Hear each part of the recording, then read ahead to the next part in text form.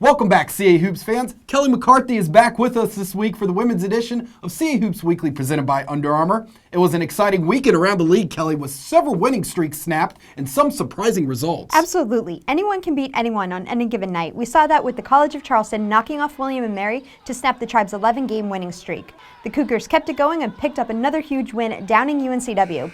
Towson also made some waves, clipping James Madison. It was the Duke's first loss to a league opponent in 22 games, and it was the Tigers' first win over the Duke since 2011. Elon was the only team to come out of the week unscathed, as they are 3-0 to start CAA play.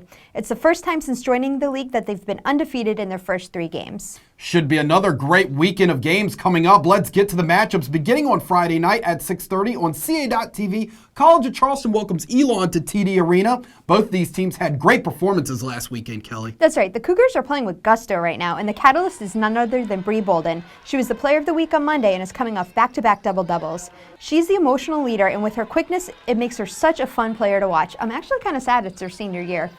Anyway, the Cougars showed if they turn their defensive stops into points, it jumpstarts their offense. Tanisha Brown is definitely a key component in the backcourt. She has 6 double-doubles this season. It's going to be fun to watch her clash with Elon guard Shea Burnett, who has 4 double-doubles of her own.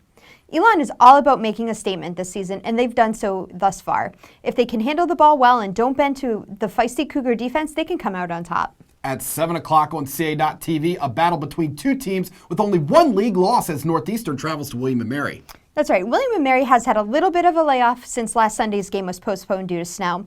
They need to avoid getting off to a slow start, but head coach Ed Swanson will have his team ready like they've been all year long. They've had a tremendous season so far, led by center Abby Rendell. She's the national leader in blocks, swatting away 4 per game. She's a big presence in the post, so if the Huskies get by that first layer of defense, they have Rendell to deal with.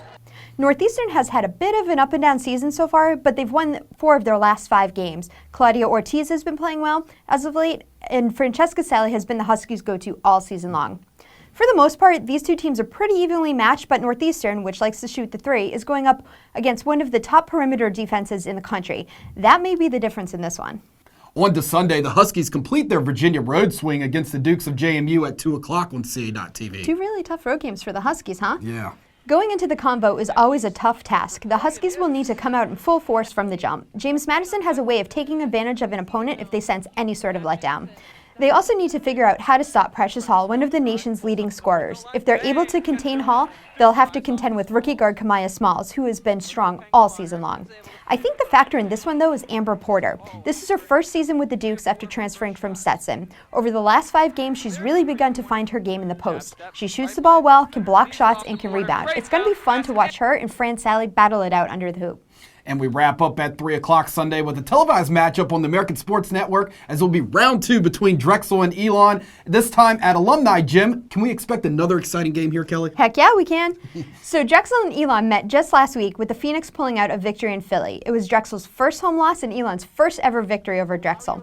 It was a gritty game between 2 solid defensive teams, so neither team really set the world on fire on the offensive end of the floor. The Phoenix did what they had to do to get that road win, though, and that was taking Drexel out of his rhythm and forcing turnovers. You don't see the Dragons turning over the ball much, so that was crucial. It also led Drexel to force a lot of shots, and they had a tough night getting those shots to fall.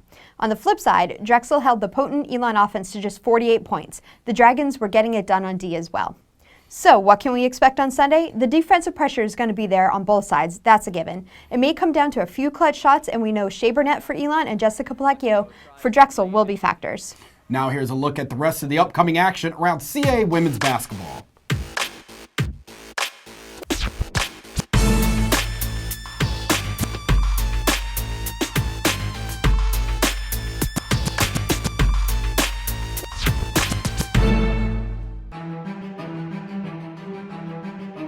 As we get closer to March for the CAA tournament, everybody is on a higher level. It's going to be tremendous. It's going to be electric. Playing for an opportunity to go to the NCAA tournament is a dream. The CAA Women's Basketball Tournament is coming to James Madison University March 8th through 11th. 10 teams, 1 goal, survive and advance. For more information, visit caasports.com.